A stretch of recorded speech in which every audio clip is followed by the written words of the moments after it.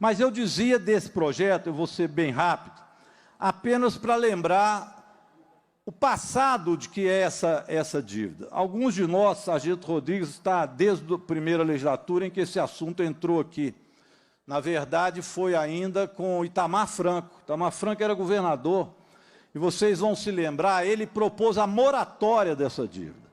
Essa dívida veio de antes, foi renegociada entre Eduardo Azeredo e Fernando Henrique Cardoso, que era o presidente da República, e havia muito questionamento se ela foi bem ou mal renegociada, não nos cabe aqui a discussão agora. Mas desde aquela época, Itamar Franco propôs uma moratória, e nós fizemos um amplo movimento pela moratória, porque já era impossível de pagar. Essa dívida só aumentou, e vários governos vieram pagando os juros dessa dívida. E ela aumentou, aumentou e aumentou, e o Estado diminuiu os seus recursos, principalmente por causa da tal Lei Candir.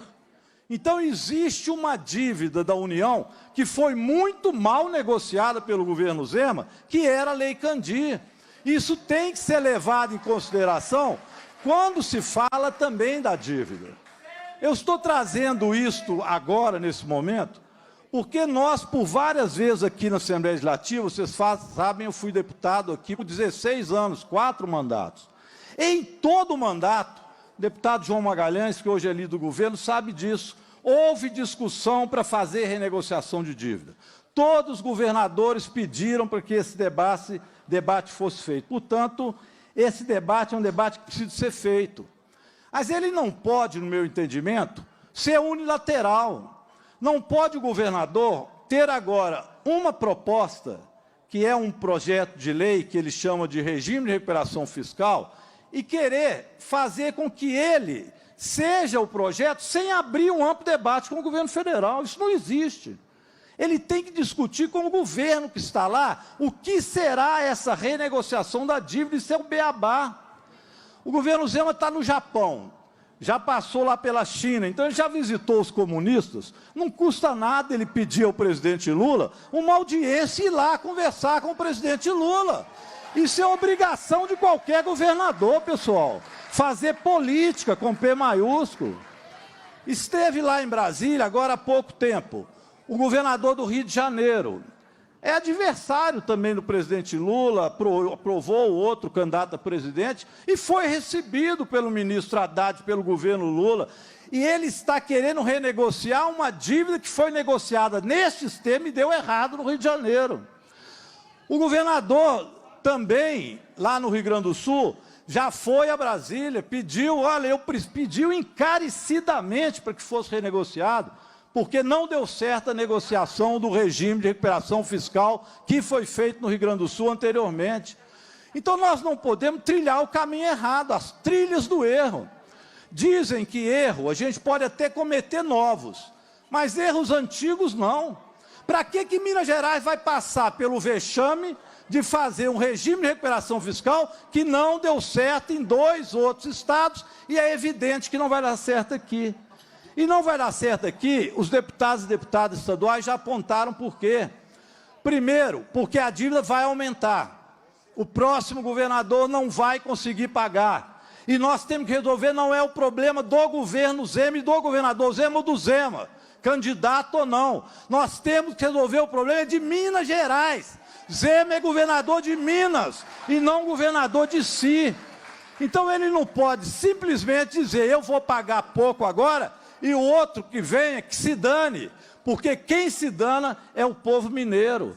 Então, ter uma dívida maior e ainda ficar sem as empresas estatais, porque as coisas estão ligadas. Ou o governador já retirou o projeto de acabar com o referendo popular, que também foi de Itamar Franco, e eu fui o relator aqui na Assembleia Legislativa.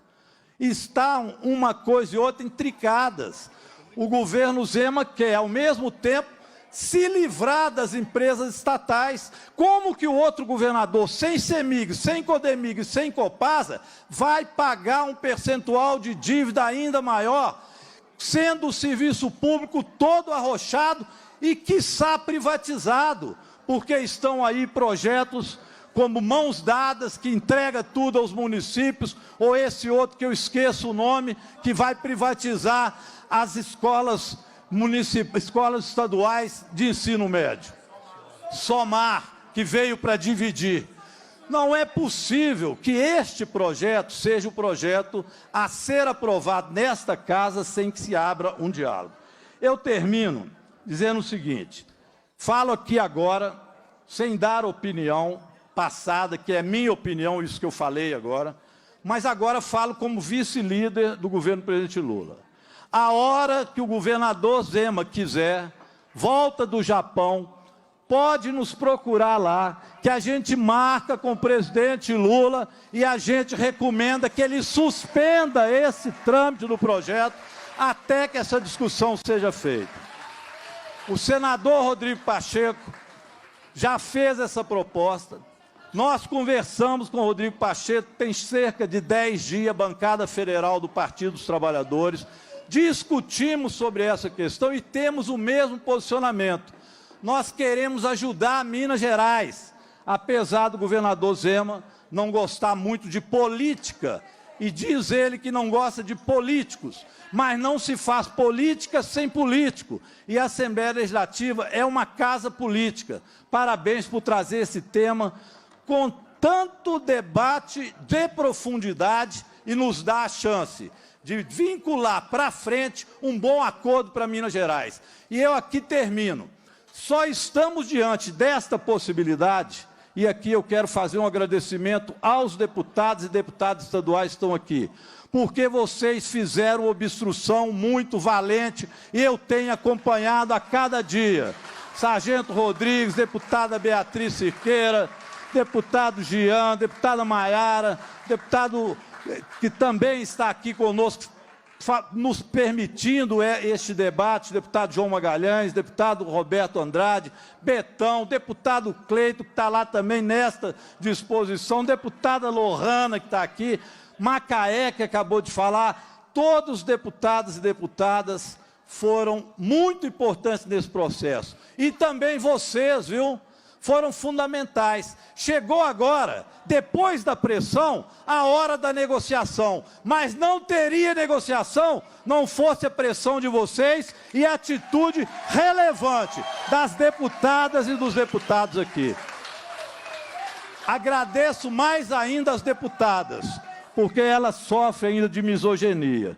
Isso não é comum apenas na Assembleia Legislativa, não.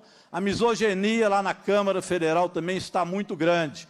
E as mulheres, nós temos que fazer a elas um agradecimento por enfrentar duplamente, tanto na política, quanto também no preconceito que se tem essas guerreiras que estão aqui conosco. Parabéns a todos, estamos abertos ao processo e ao diálogo e à negociação. Muito obrigado.